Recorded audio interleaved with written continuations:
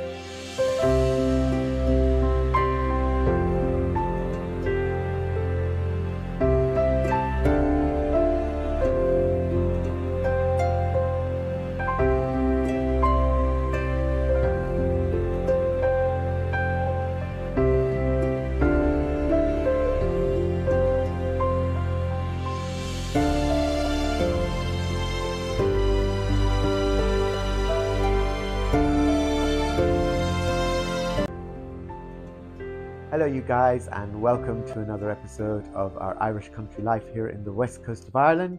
For those of you that don't know me, my name is Nikolai, and together with Chris, who's doing the filming today, and little boy Scooter, I'm going to give you a tour of the wonderful opulent king's bedroom here in the house.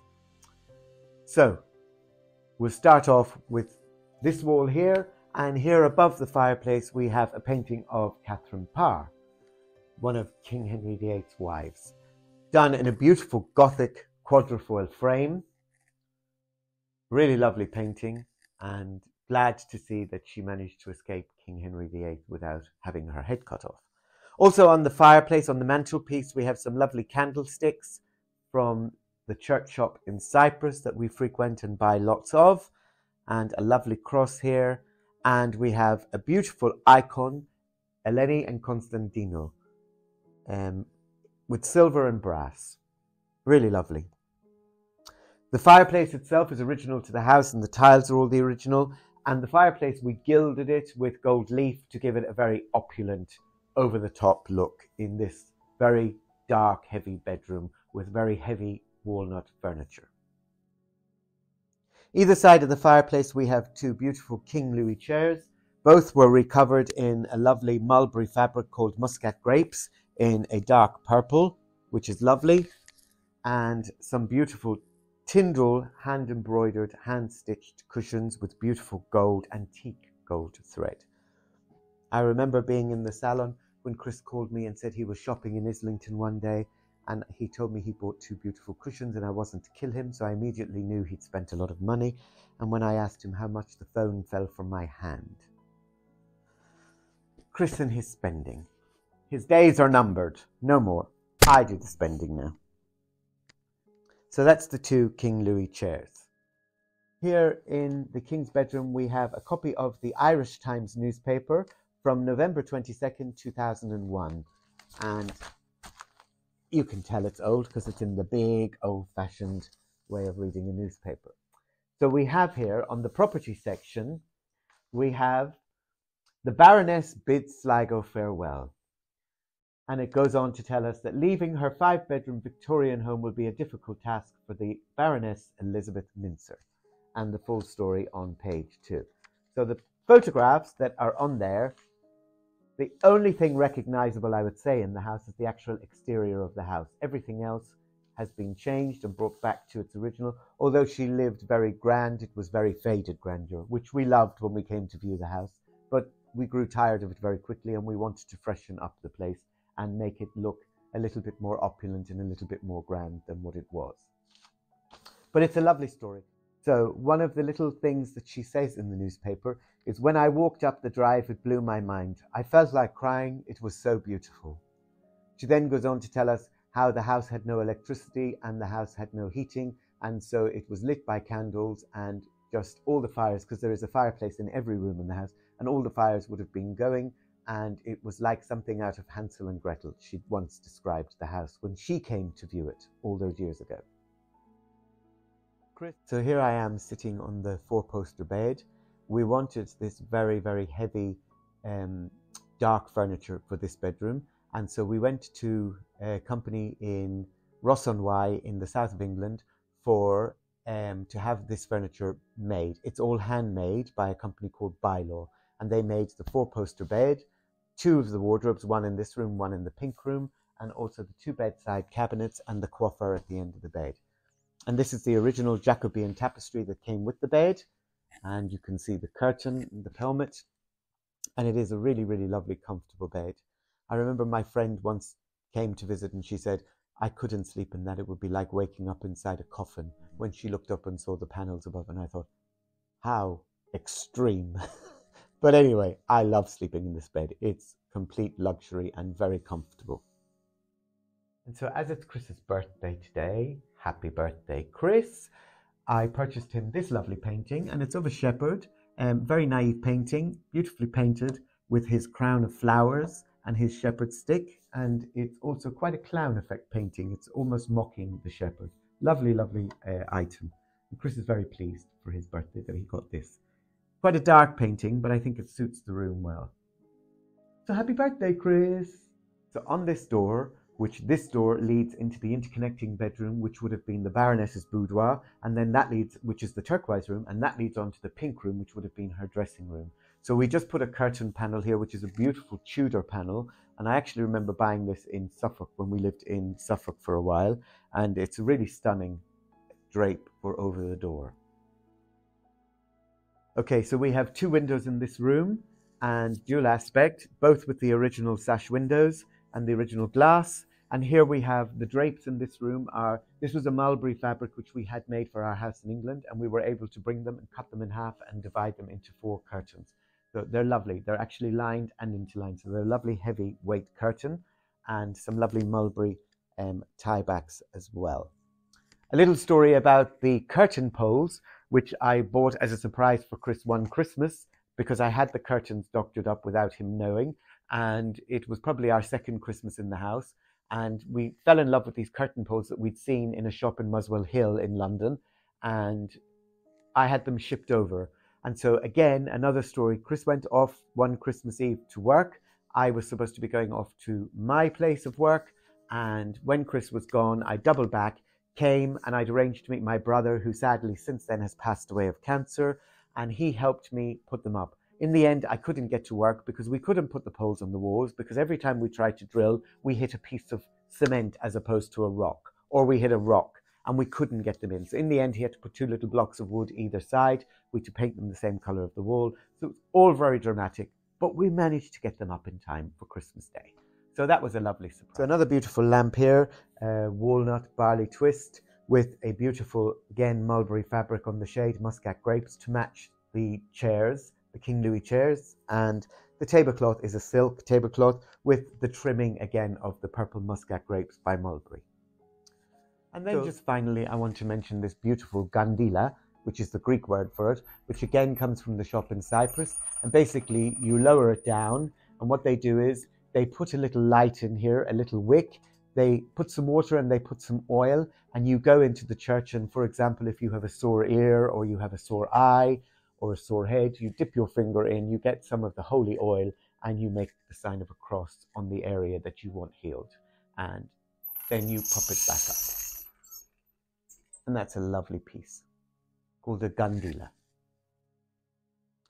So now, folks, we're going to go downstairs and we're going to make some beautiful jam tarts. But before that, Scooter just wants everybody to know He's exhausted. He's given up his nap time so that he can make this video with us today. And so he really, really would like everybody to really like and subscribe and hit the notification bell so that they won't miss another chapter of his vlogs. So from Scooty and me, we'll see you downstairs in just a couple of moments where we're going to make some delicious jam tart. And he definitely won't have a nap then when he sees the pastry coming out. Isn't that right, Scoots? Say to everybody, thank you for watching, and we'll see you all very soon. Yeah? He's saying, come on, let's go downstairs and make those jam tarts you promised me. Okay, so after that tour of the lovely bedroom, I'm going to make a nice sweet treat for us to have with a lovely cup of tea. So I've got some pastry. If you remember when I made the Bakewell tart, I showed you how to make this lovely short crust pastry. So today I'm going to make, as we've got some guests coming later, we're going to make nice jam tarts with some of this lovely pastry. So pastry out of the fridge, and we're going to roll it out. And I've got here some lovely homemade raspberry jam, and I've got some lovely homemade rhubarb and elderflower jam, which should be really nice. I haven't tried it yet, but I'm going to pop it into one of these lovely tarts. So we've got 2 enamel plates or 2 oven-proof plates which can go in the oven, and we're literally going to line them with pastry, fill it with jam, put a few strips of pastry across the top to make it look nice, and Bob's your uncle. And then we're going to enjoy eating it. Okay, you can cut. Okay, so I'm just dredging my pastry here with a little bit of flour, and I'm rolling it out into a circle. And then I just want to get it sort of the shape of the plate, or to the size of the plate. So just make sure you keep dredging, because there is a lot of butter in this flour and you don't want it to stick. So keep dredging with your flour just until you get to roughly the size of your plate. And the way I measure that is I literally just put the plate over the top and I see roughly where I need to do a little bit more rolling. These are really lovely. You don't have to make them in a big plate. You can make them in your little tins for your muffins, if you would prefer that. If you want to make small individual ones, if you're going to be posh for afternoon tea. So once you've rolled out your pastry, pop it onto your plate. It's as simple as that. Then once you've got it on your plate, sort of bring the edges so that you get it into the center. Sharp knife, and literally go around the edge of your plate and you cut away any excess pastry. Very simple. I used to do this when my mum used to make apple tarts years ago. I used to, whenever she cut off the bits of the pastry, I used to always use it to make little jam tarts for the family. Always very nice. So we'll do the pastry for our second one, and those scraps of pastry we'll keep and we'll roll out at the end to make our little design across the top, our little trellis. So again, rolling out your pastry, keeping your floured board, plenty of flour on it so as not to stick, both sides of the pastry. Couldn't be any easier, huh?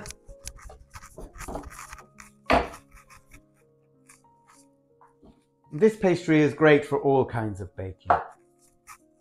Even for your mince pies coming up to Christmas, you can use this pastry as well. Okay. So I think that should be good to go. Let's pop it onto our plate here. Okay. Let it relax into the plate so you get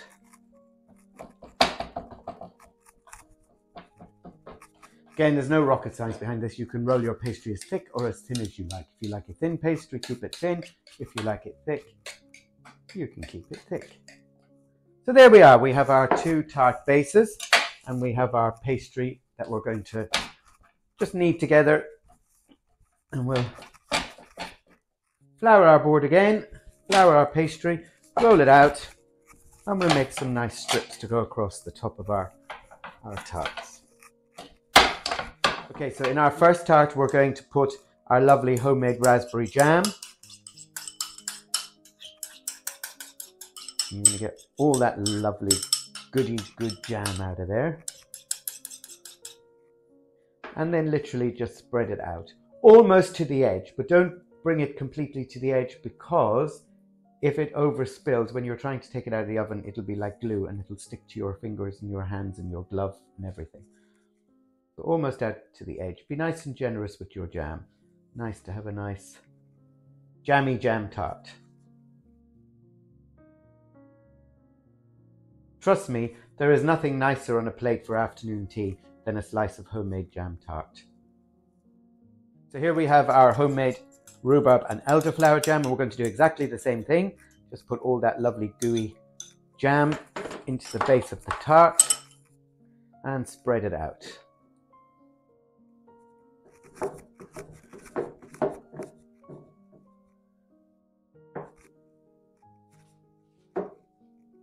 And these will need to go into the oven, again, the same as the Bakewell that I did previously, at a 190 Celsius fan or a gas mark 5, or if you are putting it into the aga that's preheated already, then you just whack it straight in. So once we've got our jam filling in those and it's kind of spread out nicely, we're going to put a few pastry strips across the top just to...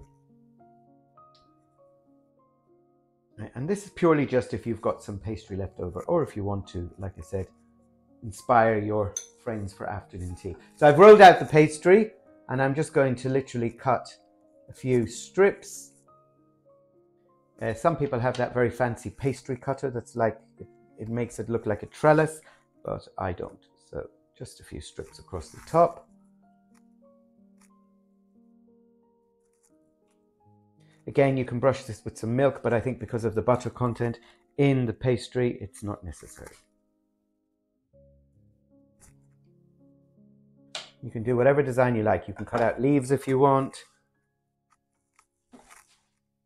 It's just my way of getting extra pastry to make it even more healthy. Okay, so there we have number 1. And we'll go back into number 2.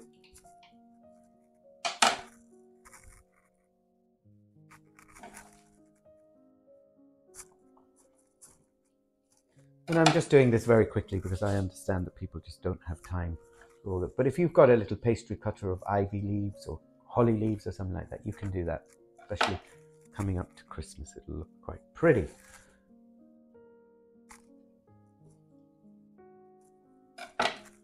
And that way you've also used up all the pastry. Speaking of Christmas, they actually kind of look in a funny way, like a bit like a star, don't they? So there you have it. That is our jam tarts. So they're going to go into the oven and they'll probably take about 30 to 35 minutes into the oven.